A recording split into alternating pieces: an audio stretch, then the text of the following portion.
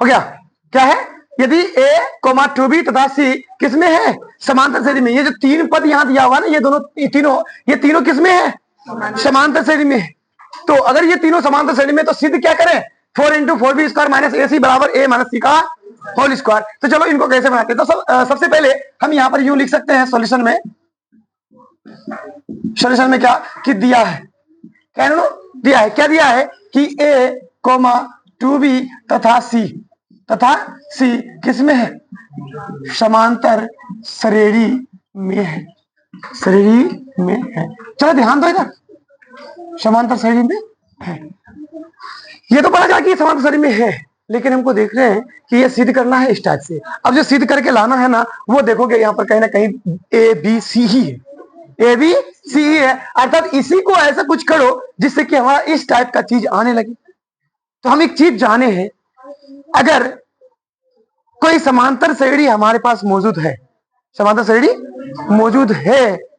तो उनके जो है हर दो पदों के बीच का जो अंतर होता है वो समान होता है, यानी कि सारवंतर समान होता है। तो यूं कह लें कि अगर ये लोग समांतर श्रेणी में है तो हम यहां से ये कह सकते हैं कि चूंकि अगर ये चूंकि यहां पर एक बात लिखेंगे कि a, 2b, c किसमें है? समांतर श्रेणी में है। इसीलिए हम कह सकते हैं कि 2b माइनस a, क्योंकि इनमें से इसको घटाएंगे तो भाई ये d निकलेगा कि नहीं निकलेगा? ये सारवंतर होगा, ये बराबर होगा किसका? c माइनस 2b का। नहीं होगा? अरे तुम बताओ हमको कि अगर ये लोग समांतर श्रेणी में है तो दोनों जगह यानी कि इन पदों का अंतर क्या होगा? बराबर होगा कि नहीं होगा? तो तुम ध्यान दोगे, थोड़ा सा मैच कर रहा हमारा कि भाई दोनों तरफ समान है, बीच में इक्वल है, दोनों तरफ ये बीच में इक्वल है। अब हमको क्या देखना है? देखना ये है कि एक तरफ हमारा खलिया A और C है और दूसरी तरफ B, A, C सब कुछ है ना? तो हम यहाँ यूं कर ले कि एक तरफ A और C को कर देते हैं, कर दे जी। तो तुम अगर ध्यान दोगे तो ये 2b और ये बेचारा को प्लस 2b कर दे, और ये हमारा c प्लस क्या बन जाएगा? a बन जाएगा कि नहीं बन जाएगा? तुम अगर ध्यान दोगे तो ये बेचारा हो गया 4b स्क्वायर, और यहाँ पर इनको हम सीधा करके लिखेंगे तो a प्लस c होगा कि नहीं? ओ 4b बराबर a प्लस c होगा कि नहीं होगा? अब एक चीज का ध्यान करो, क्या हम देख पा रहे हैं? स्क्वायर है। हम क्या करें? देख रहे हैं कि स्क्वायर है, लेकिन हमारे यहाँ तो स्क्वायर आया नहीं। तो तुम जानते हो स्क्वायर करना है तो क्या कर दो? दोनों साइड क्या करने पर? वर्ग करने पर, स्क्वायरिंग ऑन बोथ साइड, दोनों ओर क्या करने पर? दोनों ओर वर्ग करने पर।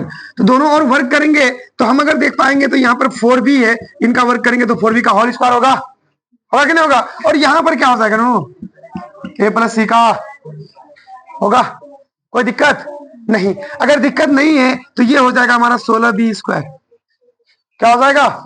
16b square. और यहां पर अगर ध्यान देंगे तो a square plus b square C square और फिर प्लस 2ac होगा ही नहीं?